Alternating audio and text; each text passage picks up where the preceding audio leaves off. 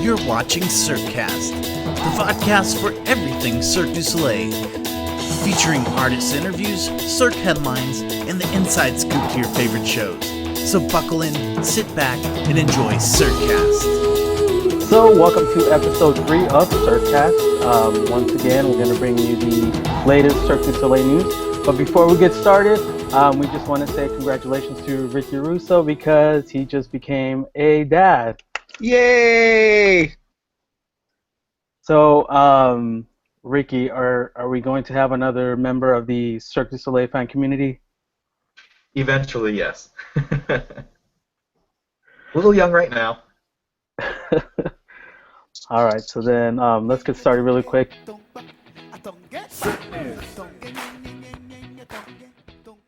So last month we talked about One Night for One Drop and the possibility of the show being shown at movie theaters. Well, Cirque du Soleil and Fathom Events are in fact bringing the one night special to theaters near you on June 7th at 7:30 p.m. So tickets for the 2-hour showing are available starting May 3rd and can be purchased online at fathomevents.com.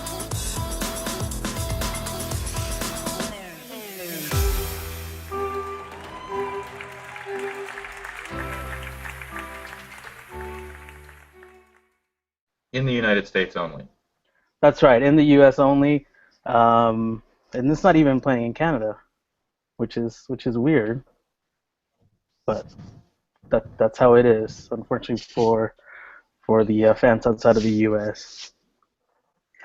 And in totally unexpected news, Cirque du Soleil has sued Justin Timberlake over a sample used in Justin's track "Don't Hold the Wall" from the 2020 Experience album. So fans of Kidal might hear the resemblance of the familiar Steel Dream track from the 1997 soundtrack.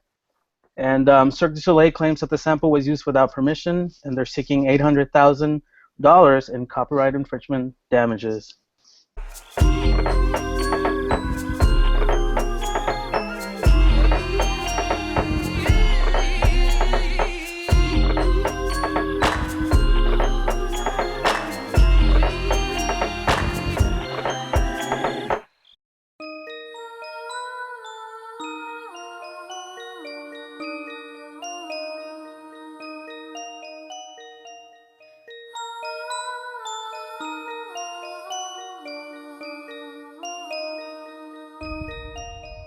It's pretty apparent it's Steel Dream, right?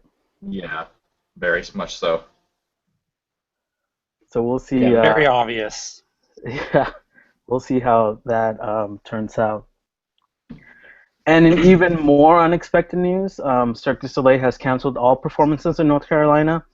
So due to the controversial HB2 legislation, performances of Ovo in Greensboro and Charlotte, as well as performances of Taruk and Raleigh, have been canceled. So the company states, Cirque du Soleil believes in equality for all. It is a principle that guides us with both our employees and our customers. We behave as change agents to reach our ultimate goal of making a better world with our actions and our production. So online and phone ticket purchases will be automatically reimbursed. And if you bought the tickets in person, those can be returned and refunded at the point of purchase. And customer service can be reached at 1-877-924-7783. So that's quite unfortunate for the fans in North Carolina, but I guess it is what it is. I'd say bravo, Cirque, bravo. You know, some people agree, but they're kind of bummed out because they don't get to see the show. So. Well, and I do feel really bad for them. That stinks, but you gotta fight stupidity with more stupidity. That's how I look at it. So are changes coming to Taruk already? Who knows, but our very own Richard Russo, Fashion Nation newsletter, noticed something very interesting mentioned in a local interview with the Avatar acrobat Michelle Wuthridge. And, quote, she said, "We paint ourselves blue every night and put on our blue costumes, and it's great. Kids love it. We're getting a lot of great feedback. It's really colorful. We still have plans to improve the show as it is new, so we're looking forward to all those changes, but for now, the response has been fantastic." I'm not sure what else they can change in the show because the show is a story. I doubt they would change, either add acts or remove some of the acts. So who knows? At this time, we just have to wait, I guess. Well, there was another article that I read that had I guess some reactions by some of the participants in the show, and some of them said, they really liked Taruk, but they noticed that a lot of the Navi characters just kind of turned flips and did things because they didn't have anything else to do. And so I'm wondering maybe they're going to go ahead and tighten up some of those scenes, either give them something to do or maybe eliminate those positions. I'm not really sure off the top of my head how many acrobats are in the show, but if there isn't anything for them to do, then yeah, maybe they need to do some tightening up. So it could be stuff like that. I mean, from what I've seen, pictures, I unfortunately haven't seen the show yet, but it looks really exciting, so I really can't wait to see it. Yeah, but, I just can't imagine what they can do. I mean, they obviously can't remove those people because they're supposed to be tribes, and they need, more than 10 people in the show. even though it may be that many who are actually doing something, and you only have 3, protagonists or main characters, or I guess 4, but who knows? We'll see. And lastly, if you're a fan of these videos, C-Lab has released yet another video with human and robot interaction named Roga. Watch as Stephen Openheart presents a type of yoga that he developed specifically to diminish stress and sense of exclusion of robots. And to see the full comedic video, visit Cirque du Soleil's YouTube page. I really don't understand what it is they were attempting to do with it. I mean, the C-Lab stuff has been, at least the first 2 things were interesting, the quadcopters, and then they did this whole thing called Nest.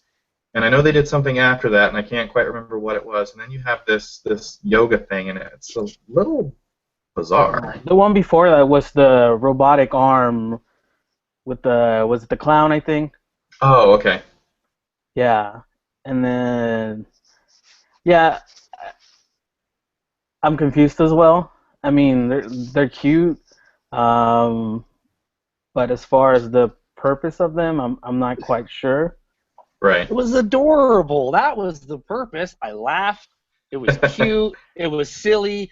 That was the original Pocus. So I was excited to see it because I love that actor. I mean, he's fantastic. So to see him doing something again made me excited. It was cute. It was totally cute. Well, maybe there is no purpose to the videos, but to be funny or cute.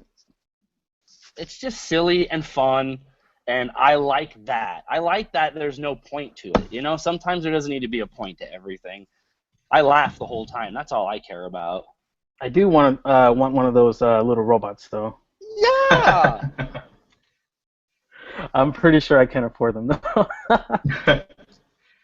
I do know that C-Lab did something for Luzia, and I'm trying to remember now what it was. I guess it's the technology in the, reading all the press kits for the stuff for Luzia, the C-Lab folks really came up with a clever solution regarding one of the dresses that's used in the show, and they fitted the dress with 98 white individually programmed flowers, so I'm guessing it's the one that the singer wears. And so I guess they couldn't figure out what to do with it, and so the C-Lab folks kind of came to the rescue. So they are having an impact outside of their own little world. I really would like to know how they are ingrained in the Cirque du Soleil group now. But I did find it interesting when I came across them reading in the press kit.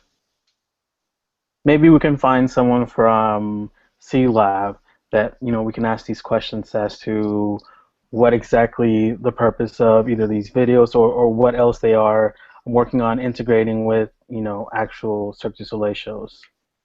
The other thing that I noticed, and this was with Paramore, and I don't know if I'm reading it wrong, but in the list of the scenes, it looks like they have a scene that might be very similar to the quadcopters.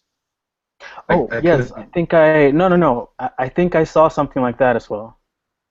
So at least some of that technology and some of those concepts are being put into these shows, which is very interesting because the quadcopters, was actually quite fascinating and wonderful to see. So for them to be using it. Now I haven't seen pictures or any video of how it's being used in Paramore, so I'd love to see it. But no, I think the first thing I thought when I read that was isn't that a little bit dangerous? You have an audience there and you have quadcopters. I mean, something can go wrong. I'm pretty sure they have some kind of protection on the what do you call it? The blades. The blades. Yeah. Yeah. I'm sure they have protection, but still, if something goes wrong, it'd be interesting to see what happens. Hopefully, no one will get hurt. But yes, I remember seeing that. Audience chopped to bits in preview performances of Paramore on Friday night. News at 11. Other than that, the show is a hit. No pun intended. All right, so I think that's all we have for the quick news this month. Again, it's a slow month for Cirque du Soleil news. Slow month for news, but exciting because it's a big month for activity, though. It's a huge month for activity. 2 shows closing, 2 shows going into previews. Insane. Craziest month since I've been a fan, for sure. All right, and exciting for Ricky as well because he became a dad. So. Oh yeah, Not only that, we're going to close on a house this coming Friday, so I'm packing up to move as well. So it's all sorts of chaos. I don't know what day it is. I don't know what month it is. I don't even know what time it is. That's right, because you're working on what was it, BST? Yeah, BST, Brendan Standard Time at my. That's fantastic.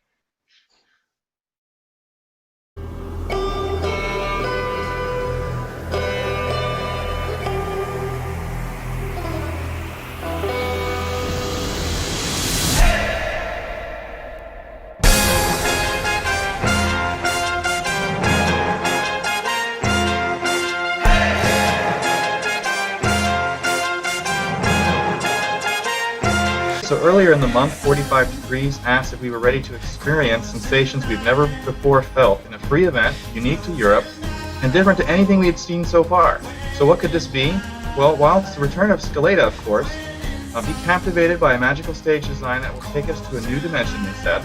Be swept away by the excitement of Cirque du Soleil's finest acrobatics, and enter a world where the lines between reality and fiction are blurred through a moving story in Scalada Vision, the new 2016 version. So what is Scalada? Well, it's a special outdoor event produced by 45 Degrees, Cirque du Soleil's special events division, and this year will mark the 4th annual version of this show. The first version of it, which was just titled Scalada, ran during the summer of 2013 and featured a very simple, straightforward theme regarding the 4 seasons, entering into a harmless competition with one another to impress and charm a group of voters. And then this competition suddenly turns serious, and then it's up to the voters to show these seasons that they're all involved in a love affair with Andorra.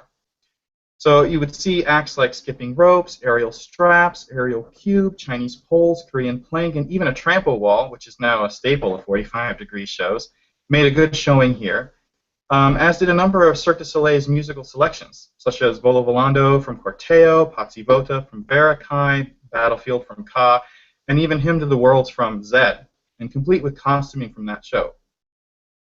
The second version of Scalada ran in 2014, and it was titled Mater Natura, I believe that's how you pronounce it, and it featured the exact same basic premise of the previous year, but with a slightly higher production value, and a number of different acrobatic acts, such as Spanish web, water bowl, hoop diving, Russian bars, hand-to-hand, surwheel, and the like. Music came from Cirque du Soleil's catalog, featuring favorites like Fiesta and The World's Meet from Zed, Don't Be Afraid from Kuza, Commande from Dralion, and Distorted from Lanuba, amongst many others. Version 3 last year received the title Storia and took patrons on an acrobatic and metaphorical journey through Andorra's more mystic side to trace the country's origins and learn its legends. Excuse me. Here you're given the story of the White Lady, the patron goddess and divine protectress of this luminous land, opening one by one a set of boxes containing the legends of this magical Storia. The boxes in turn then revealed the acrobatic numbers, living symbols of the fabulous streets of Andorra's past. In addition to the new subtitle, 45 Degrees kicked up the production value again and presented this fantastic show with new scenography, attention to makeup, costuming, and lighting. Much of the soundtrack came from Zaya and Zed, but you could find some tracks from Ovo, Totem, Amaluna, and other shows. Which leads us into the presentation for this year, entitled Vision. In this story, you will follow the adventures of a brother and sister who have an indestructible bond between them, a closeness that reflects the family values of the Andorran culture. The protagonists will be faced with finding themselves separated in a totally unknown universe. They will arrive in an imaginary, surreal, and futuristic world where they will travel between reality and fiction. Throughout their adventure, they will come across many elements from their hometown, but in a futuristic form. Separately, each of them must make a journey on their own, overcoming challenges of their own reality. Their instincts and the strong bond of brother and sister are key to their meeting again.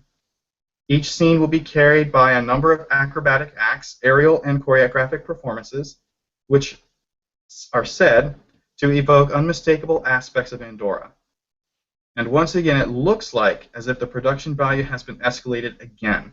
Although I've never seen any of the SCALADA shows live, thank goodness for YouTube, they're quite a treat to see. And after last year's production, I can't wait to see what they're going to do this summer. Mukhtar, O.S. Mukhtar, if I'm pronouncing that correctly, is the director of this year's version, and after what he's done with the One Night for One Drop programs, Andorra is from one hell of a feast. So, where is Andorra? Well, Andorra is a tiny independent principality situated between France and Spain. And if you want to find out more information about SCALADA, you can visit cirquefascination.com, or of course go through their website at scalada.visitandorra.com. Yeah, so you were talking about the production value. It looks like, yeah, like you said, it's been elevated. It looks like it's going to be a bigger show, and like you mentioned, it's being directed by Mukhtar, who directed last year's right. One Night, and then the previous year. So, and looking at the music, the costume design, like you said, they use some of other shows' costumes. I saw some Kusa Ovo, Verikai in previous shows. But just reading about the costumes this year, it looks like they're going to use original costumes, or maybe a mix. I did see that they did create some new ones for the shows, but you still had the mixture of the other shows. So I'm not sure if this year, if Vision, or if they even pronounce it Vision, because it might be Vision or something like that. Vision, right. Yeah. So it'll be interesting to see if they'll have actual new costumes or original music. I know last year I think I heard the strap sax from Verikai, which was to a pole act. So we just have to see. And based on the description, it looks like, so for example, for music, they're stating that the musical arrangements have been crafted to conjure up two very distinct worlds, that of the brother and that of the sister. Not only are these distinctions the backbone of the story, but they will immerse spectators amidst a sensory experience, rousing a wide range of emotions. So the sounds of a beatboxer intermingle with the melodies of a live singer to deliver the event's musical essence, which evinces the Cirque du Soleil's musical expertise. So, again, is it going to be original, or are they just going to get tracks that kind of go with what they're trying to evoke in the show? I never really understood why Andorra. I guess Andorra hired Cirque to do the shows. Is that correct, Ricky? Right. Yeah. And based on the synopsis of the shows and previous shows, it looks like everything kind of ties into the Andorran culture. This one is supposed to be about the bond between the brother and the sister, which that kind of evokes the family values of the Andorran culture. It looks like that's what they're aiming with this story this year.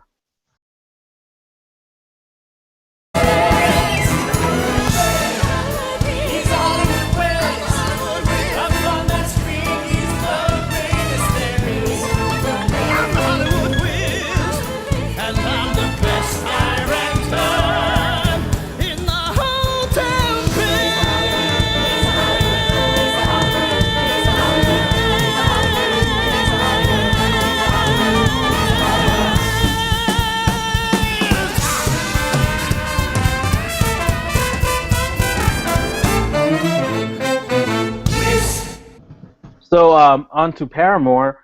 Paramore started their previews already as of April 16th. And before that, they had the media day where they invited the media to go and see, I believe, a couple of acts and to see what Paramore is going to be about, or I guess just a glimpse of Paramore. What have you guys heard of the actual show from people who've seen the previews, if any? I've heard of a lot of mixed. Some people really enjoy it. Naturally, you're going to get a lot of mixed reviews. I think some of the more trusted friends, have said that, maybe the show is about 70% there, and they just need to trim maybe 30% of the fat, and that most of that is probably just transitions. There's some transitions that happened early on from one scene to the next that didn't work for them, or it just seems that it wasn't as tight as could be. And of course, it's previews, and I had heard that the Lion's Den performance was like the first time they had run the show all the way through, and then the preview performance where it premiered to everybody was the second time they had ever run the show through. So that seems a little risky and scary, but I mean, if that was the only second time, then maybe they didn't do so bad. Oh, and right before all this, they got rid of the leading man. Well, he left. That's what they're saying, due to creative differences. But yeah, what's his name? Bradley Dean, who again was the leading man, was actually replaced. And it was 16 days before the actual preview. Now, was this before the Lion's Den? No, it was like right after the Lion's Den. It's like the Lion's Den happened, and then bam, he was gone. Yeah, I wonder what happened exactly. Because in one article I read that he left because of creative differences, but then another one it seemed like he was really replaced because I don't know, maybe they wanted something better, or it just wasn't working with him. But that's kind of risky, 16 days before previews to kind of replace one of the main characters and bring in someone new to learn this role. I mean, they're professionals. I'm pretty sure they've dealt with things like that, and it's not the first time where you have to replace someone, even like premieres. So, for example, the Trickster, Jason Barron, he was replaced right before the actual premiere, and then you had to bring someone in. I believe it was Ross from Mystère who had to fill in the shoes of the Trickster. But again, that was due to an injury. This was a person that's completely replaced. And yeah, so they did show, I believe it was the Afton Twins act, the Straps act, and that Western scene that, I'm just not a fan of Western. The song was, I don't know. I mean, I like what I'm hearing and seeing about Paramore, but seeing that Western scene, I wasn't really excited or enthused by it. I don't know if it's because I'm not a Western fan, or because, to be honest, I just felt there was too much going on. It seemed like and at times Edie's was the same way. I felt like where there was just a lot going on. You didn't know where to look, what was going on. And I'm not sure. I didn't read much on what the media thought of the actual Western scene. I know the Straps act with the twins was nice. I liked the song. And Ricky, what did you think of the Western scene? That's what I thought of it. Like you, I'm not really a fan of Westerns, so I don't get the whole yeehaw aspect of it, but I know it's part of, the movie genre, and it's okay to have. From what I understand, it fits very well in the show, and, because we're seeing pieces and scenes of it out of context, we're looking at that and we're saying, okay, well, that's not so good, but we're looking at it out of context. But I wish they would settle down and do either Russian bars or the Korean plank, but to try and do both and then dance around cowboy, cowgirl, it kind of takes away from maybe the acrobatic side of it, which is what I'm more interested in. But I get it's a whole blend of this musical bit.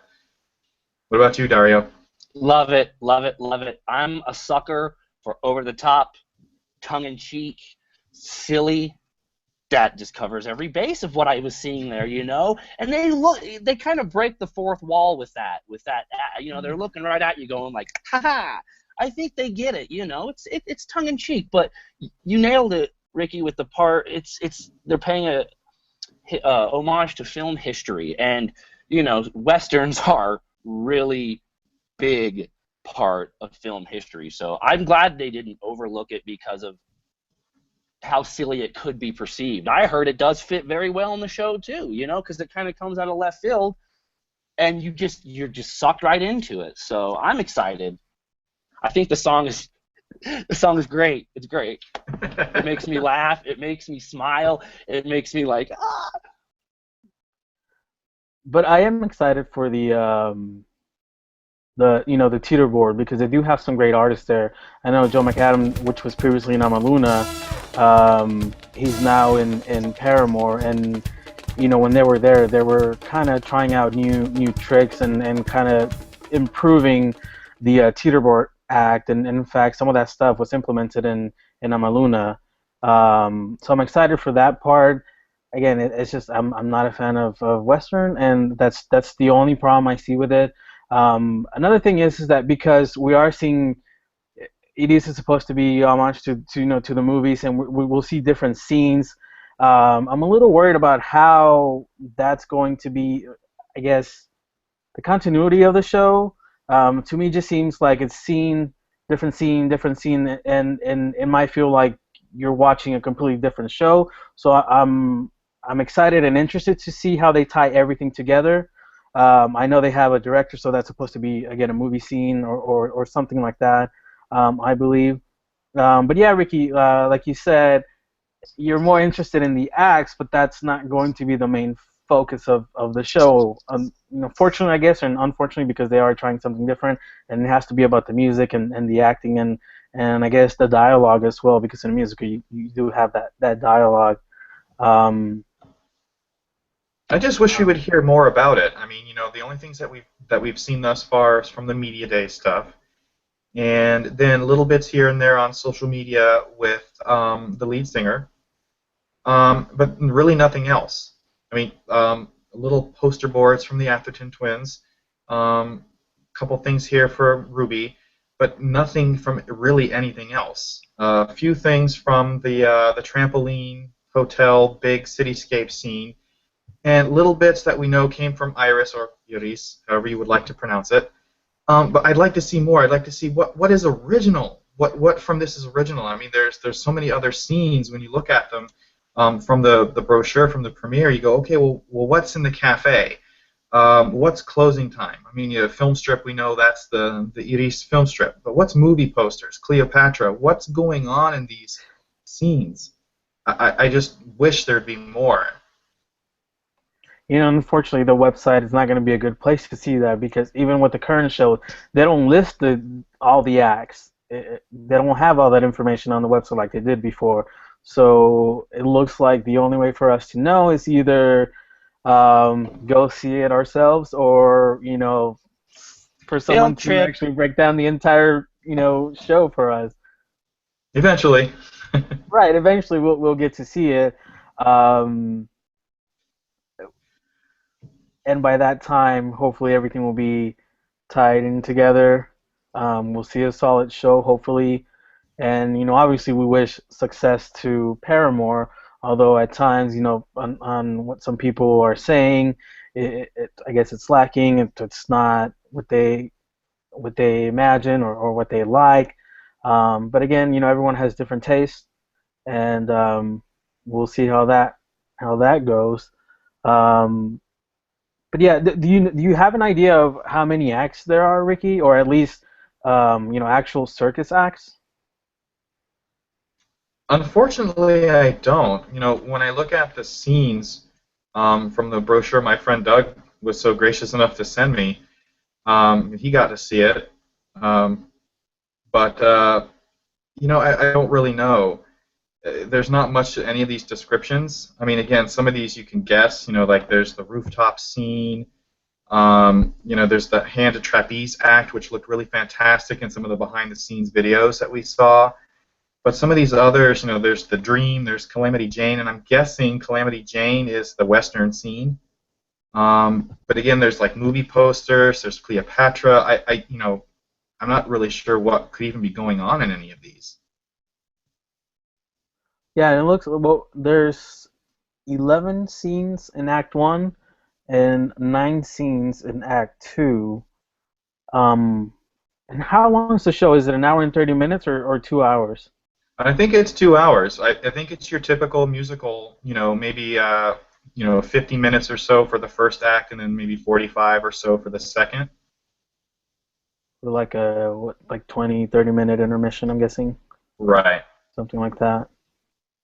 I'm curious to see if this is successful, if Cirque is going to have more Broadway productions. Well, don't forget about The Wiz. They're supposed to be doing The Wiz, I think it's next year, but not really heard anything about it since they made the announcement, and then the special show that came on NBC. But Cirque's version of The Wiz has really kind of been nowhere. Haven't heard about it at all. In a way, like they really haven't said much about it. But were they going to add acts to The Wiz, or they were just going to take care of the production and tour? Because was it going to be a touring show? I don't know. As far as I understand, it was supposed to be just a kind of like a Broadway revival. So take what you saw on NBC and of course make it a live production on Broadway.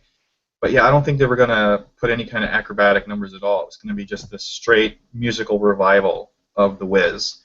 And then after that announcement, it just kind of disappeared. Yeah. So I don't know if that's still on the books or not.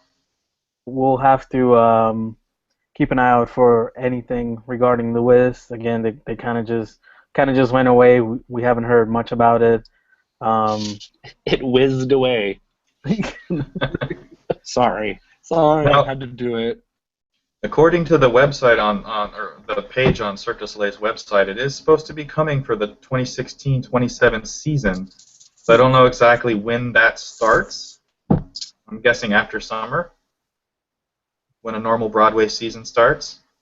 But that's weird that we really haven't heard anything, unless they're not going to make any changes or anything substantial that they need to make announcements. But even then, if it's going to start this year, wouldn't you think that they would announce something? Right. I mean, Paramore was announced in August last year. I thought I heard originally that The Wiz was going to the Lyric Theater. That's what I thought, long time ago. And then Paramore kind of snuck its way in there. And then Wiz kind of just disappeared. But I thought at one point I heard something about that's where it was going.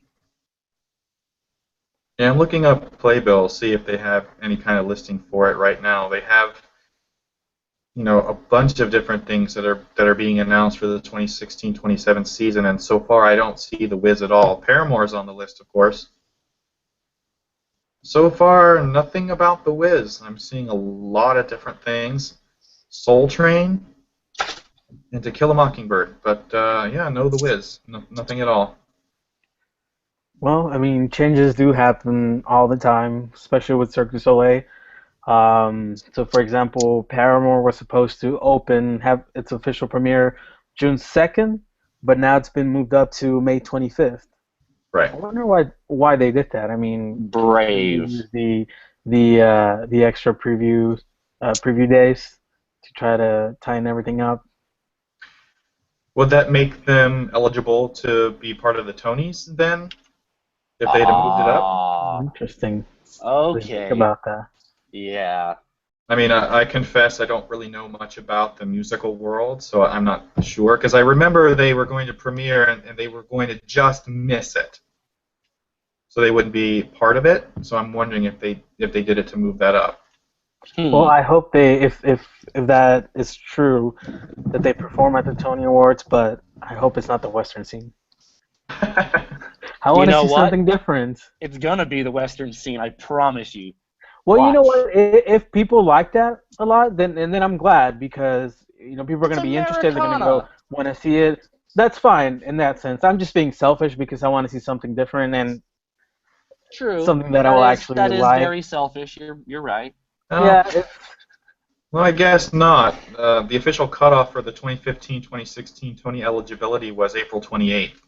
So the show has to be officially open and not in previews. So I don't guess they're going to make that So now we'll have to wait another year. for your Western scene. Wow. Okay.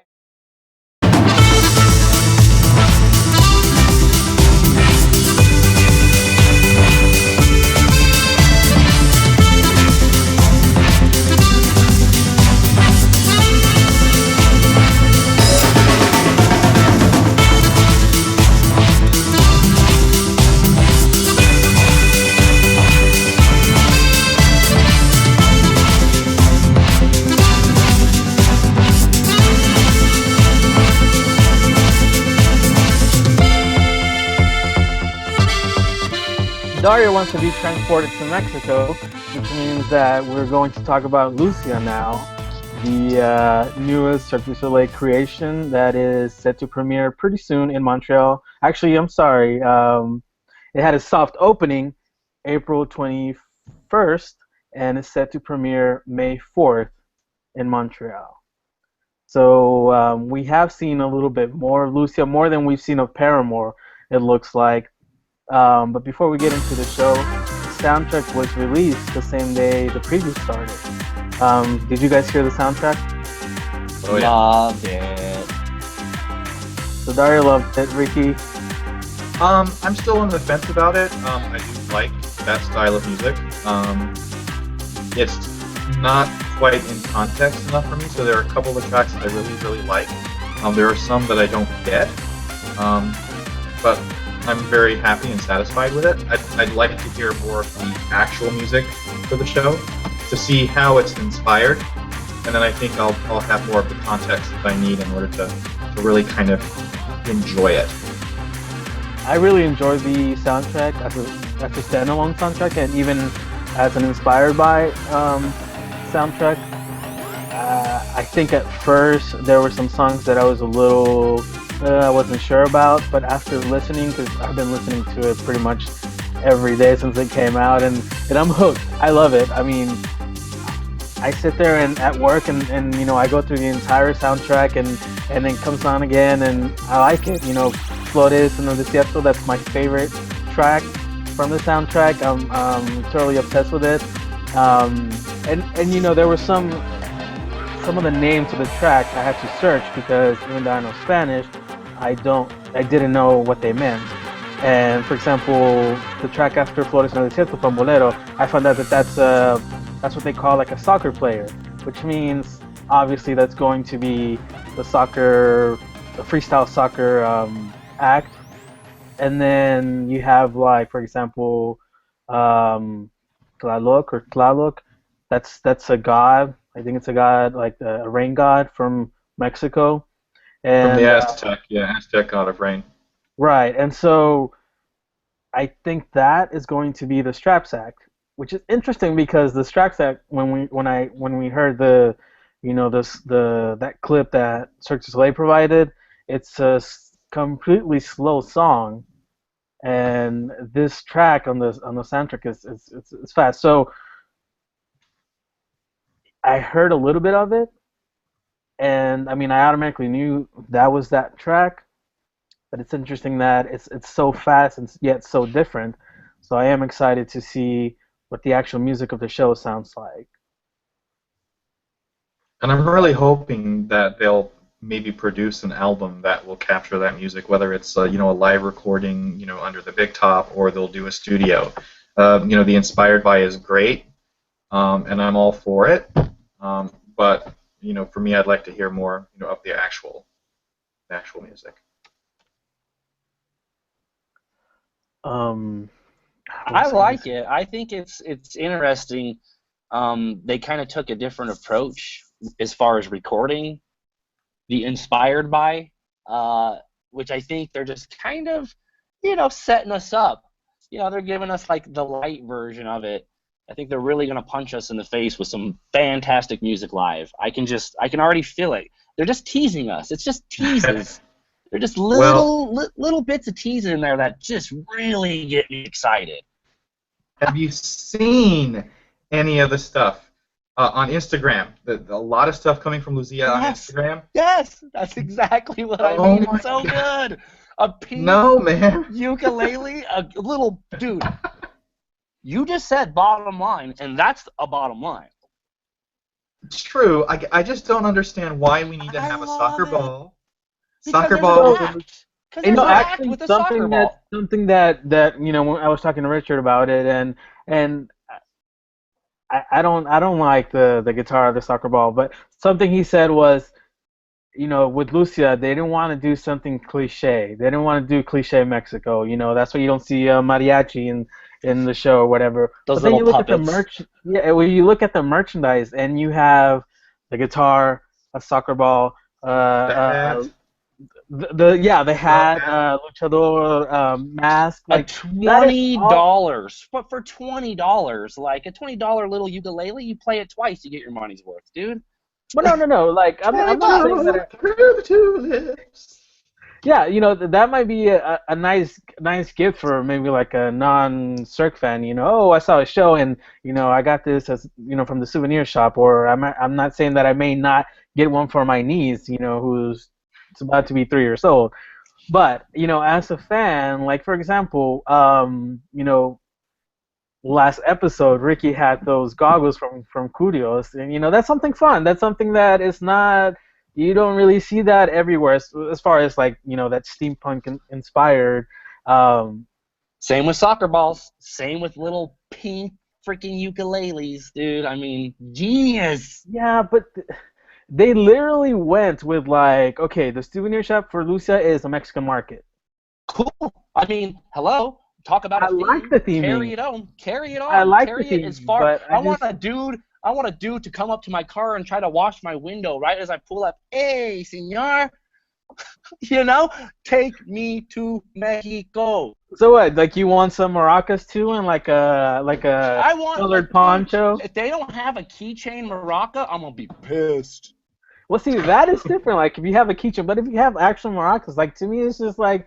No, I want something more creative. I think that's what they will, and they will have the one big piece because every show has the one big item. the hat and glasses and stuff from Curious was like $500. There was something over at Kuza too that was really cool, like $400 or $500. I forget. I think it was another mask too.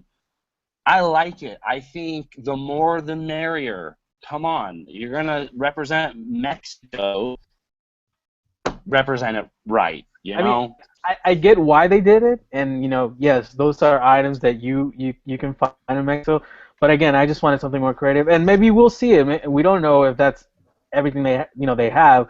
That's pretty much one little photo. Of. Yeah, exactly. That's what people are taking pictures of. But for example, and again, when we're talking, Ricky and I were talking about Taruk, and the items they had at Taruk were totally cool. And I regret not getting the kite, but they had the actual Taruk kite, and I bought my niece one of those. It was like a flower from the world of Pandora that lit up, and it was blue, and that was pretty cool. And they had a lot of merchandise. A lot of it was not branded with the Cirque du Soleil name or logo, which I kind of understand why they did it, but they were completely ready.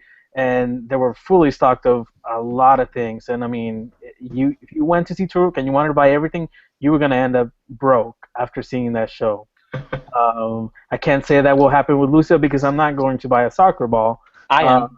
I'm just going to buy two soccer balls, one to play with and one to set aside. And then I've been whining about wanting a Papel Picado shirt that they're gonna have in the extra show, but unfortunately, they're not going to make one for men. It's only for women, I've been told. So Ricky says I might have to make my own, which I'm not going to do because it won't be branded with the Luzia logo. But it looks like they will have a shirt with the Luzia. Look, I got a nice big logo for Luzia. You could put in the artwork. It'll be A-okay. I do have the logo file, so. But anyways, I see why they did it. It's fun, I guess. It's makes you think of Mexico, but it's just not my thing. And I'm pretty sure I'm gonna buy something. I know for sure I will. And then maybe next month I'll be playing the little guitar here on the podcast. We're gonna write a theme song together, dude. It's gonna be sick. All right. But you know what I'm not seeing when I page through all these Instagram photos? I'm not seeing anything from the soccer ball act. I mean, I see a lot of straps. I've only seen one or two for Russian swing, so I know it's there. I've seen maybe one or two of the contortionist. A lot of the surreal and trapeze. A lot of the strap act. I've seen some of the hand balancing. What's that new thing where the dude's like standing on a thing and he goes all the way around? That reminds me of Love, actually. Oh god, that was the best Instagram clip to get me excited for the show. I'm so glad they released that little clip. But yeah, that was so cool. Like everyone's taking pictures of video of pretty much the same thing, and I'm curious as to why there isn't, like Ricky said, there is no freestyle soccer, that act, because it's not really something that you see in a circus, and the water is supposed to be coming down, pouring on them while they're doing that, based on the video from that Red Bull, video special that they did a couple of months ago. It looks like it's supposed to be underwater as well, but yeah, you don't really see anything, either pictures or video from that act. And I'm wondering if it's even there. I didn't even bother to ask friends of mine who have seen the show, which it just completely slipped my mind. I'll have to ask them. But then the soccer ball merchandise will not make sense. Right. Except it's Mexico. Yeah, but you have soccer in South America. You have soccer in Europe. Yeah, but I mean, have it here, but it's not. When I think football, when I think of soccer, I think of Europe, and then Spanish. I really do. And I'm Italian, and I don't think of us in soccer. I think of us and lazy. Coffee. We drink a lot of coffee and nap a lot. Us damn Italians. Hey now. Oh, that's our Ricky's Italian too. Oh. Well, I'm Sicilian, so it's okay. Going back to the soundtrack, one thing that I see some people complain was that there wasn't much singing in the actual soundtrack, which makes me wonder how much of the singer we'll actually hear in the show, because those tracks were inspired, and they did have access to her, because you clearly had, there's 2 or 3 songs with actual lyrics in there that were the actual Luzia singer. So I wonder why they didn't go with more lyrics, or if the show just won't have that many lyrics, which I'm guessing will be also in Spanish. It'll have lyrics. It's all about the tease, baby. All about the tease. Well, I mean, I don't mind. I don't mind that not all the tracks have lyrics. A lot of the times, actually, even with normal music, I listen more to the actual music than the lyrics. I may be listening to like a really sad song that says, go eat a sandwich or something like that, and I wouldn't even realize it because I'm not paying attention to the lyrics. So to me, it's perfectly fine.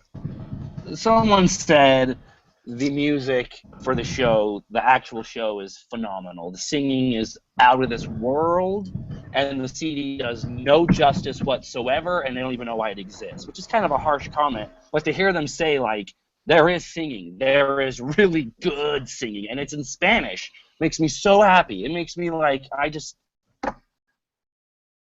I'm super excited for it. I know there's going to be not a lot of singing, but there's going to be there. It will be there. So, quick question to you, Dario, because you mentioned that you're like, give me the CD when the show premieres. Like, I want that CD. So, would you not mind getting an Inspired by CD every single time that a show premieres to have that CD ready by premiere time? Because it sounds like this is going to be a problem going forward that will be a big problem going forward. We don't always want the inspired. We need a CD. But if it's how they're going to start the show off, then sure, they can start off every show with an inspired, as long as down the road we get an actual CD. I'm okay with that. I'm fine with that. It's just a good way to keep people excited about it, you know? You want to go home, you want to go home with your program, you want to go home with your CD. And Ricky, do you know if there is a possibility of getting an actual CD from the show? 50-50 chance. It's possible, I was told, but I would not hold my breath. I'm pretty sure it has to make financial sense to do that. They're not just going to do a CD and lose money just because the fans want an actual. Again, we have the mentality of a hardcore fan, and the general public is just like, oh, this is a CD from the show. They're going to go home and listen, and they might not think like, oh, this isn't exactly like the show. They might think like, oh, this is fun, or oh, it sounds kind of Mexican, and that's with everything. Again, we have that mentality where this isn't how Cirque does things, or this is how it was, or this is how it shouldn't be, how it should be. Why do they have soccer balls in the merchandise? But so yeah, hopefully we'll get a CD. But if not, I'm perfectly content with the Inspired By, because I enjoyed it.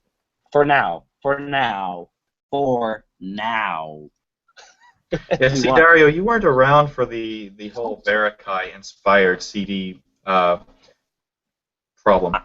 I wasn't, but let me tell you this. It was my third show. I was blown away by the music. I mean, that was the thing, because I saw it in the arena. So that was the thing that really still stands out, is the music. I get home, I pop in the CD, and I'm waiting for the one song that just grabs. No, nothing. Yes, Rain 1's there. Cool, great, awesome, fine. Where's the Russian dancing song, the one that like just makes your blood pump? Nowhere to be found. The Georgian dance, yeah. Yeah, and see, that was a problem, that the Barakai had such great music, and then you have an Inspired By CD that's, it was kind of completely different than the show. I hated it because of that. I was very upset. I didn't listen to it. Cut to 2 years later, it's a great CD because it is so different. If I want to listen to, the actual Barakai, I can put in the DVD, or there's, soundboards out there. I like the option to kind of switch it up. It's cool. But when I first came home, because I'm the guy, I'm not kidding you. I get my program, I get the CD, I put it in, and I kind of just listen to the CD and flip through the program and relive the show in my head. And I'm like, what? It killed me. It totally was such a downer. But then I did research, and then I found some soundboards, and I went, oh, my God. The music is so good on Barakai. I mean, yeah. Oh, God, that live music, the singing is like, eat your heart out. Yeah, well, a lot of fans complained so much about it that they actually released a special edition that had a second CD of about 6 or 7 live tracks on it, which were some of the ones that we were looking for when the CD was released. I mean, today I love this CD. I can put it in, I can chill out, it's a wonderful mellow mix. But at the time, I looked at it and I go, what is this? I Walk the Earth? What? Yeah. Give me the music for the show.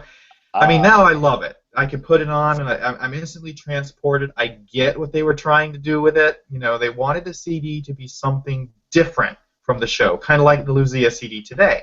So I get that whole Inspired By aspect of it, but on the same, you've got to be really careful. And I think they're okay with Luzia. And the Barakai, they really just kind of came out of left field. That was the first Inspired By CD, right? Yeah. Yes.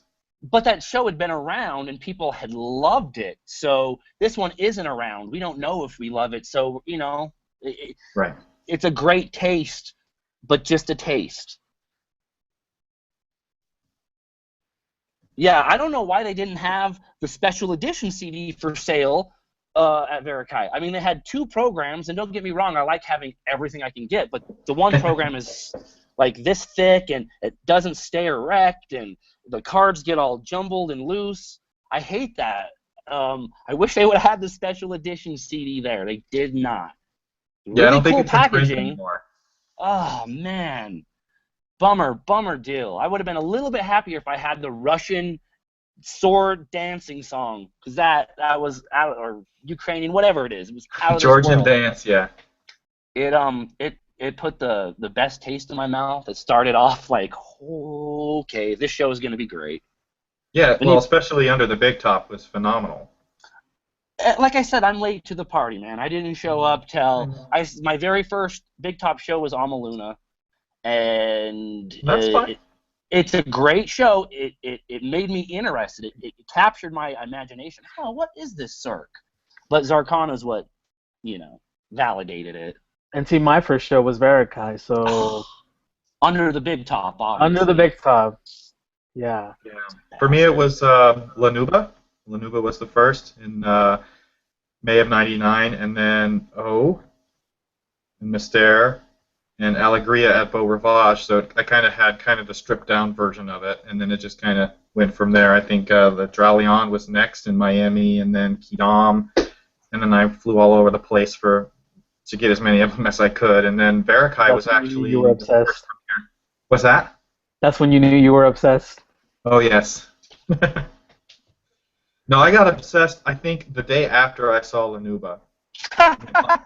No, I'm serious. I mean, no, dude, that show is phenomenal. I believe it. Within 2 weeks, I built my website and put it online. I mean, I was searching as much as I could, and I'm like, I'm enjoying this. I want to see more. I want to learn more. The more I learn, the more information I had. I said, I want to go ahead and put this up there.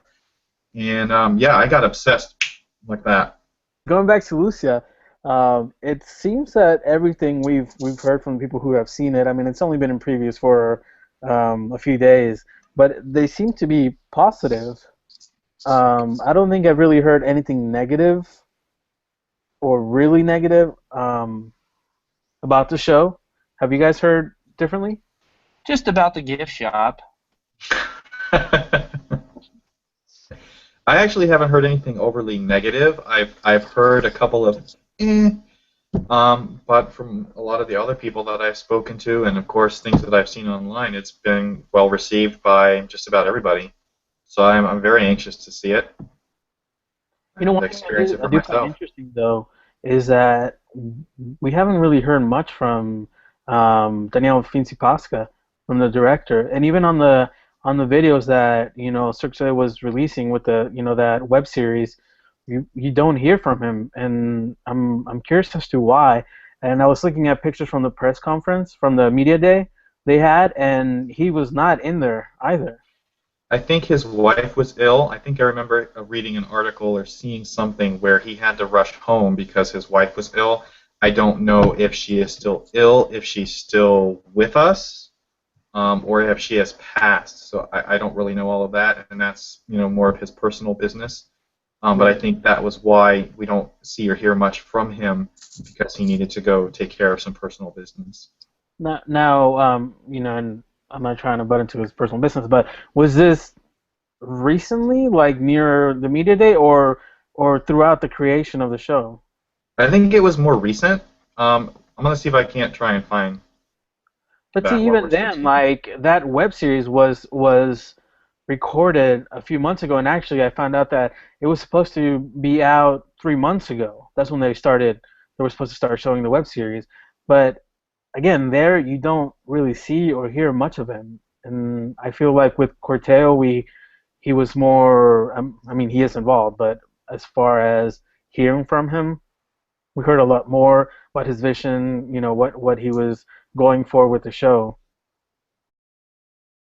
That's it for this episode. Unfortunately, we couldn't have Ian today with us. He had some tacos, and so he couldn't make it to the show. But don't forget to visit our website at CirqueCast.com. Go ahead and subscribe to us on our YouTube channel, which is youtube.com/CirqueCast show. Also follow us on Facebook at CirqueCast. And don't forget to visit Fascination newsletter at Cirque Fascination. If you want to follow us on Twitter, we're on Twitter as well. And our personal, we also have our personal Twitters. I'm at JP Cirque. Dario? DS Cirque. And Ricky. R Cirque. All right. So again, don't forget to subscribe, and we will see you next month. We might bring you some information in regards to the Zarkana closing. Dara and I will be there, attending the last show, and I'm pretty sure there will be tears. I'll be live streaming. I don't care what they say. I'm gonna live stream the very last 5 minutes. Yeah, we'll try to get a video of the last curtain call. I'm pretty sure it'll be emotional. I'm getting it. All right, so until next month. Don't forget to like and share.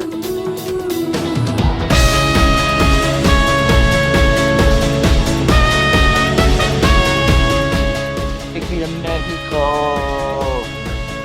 I want to ride the planets. El Rio del Tiempo. La la la la la la la la la la la. He's singing. What a weird soundtrack. What a weird Thank you. soundtrack.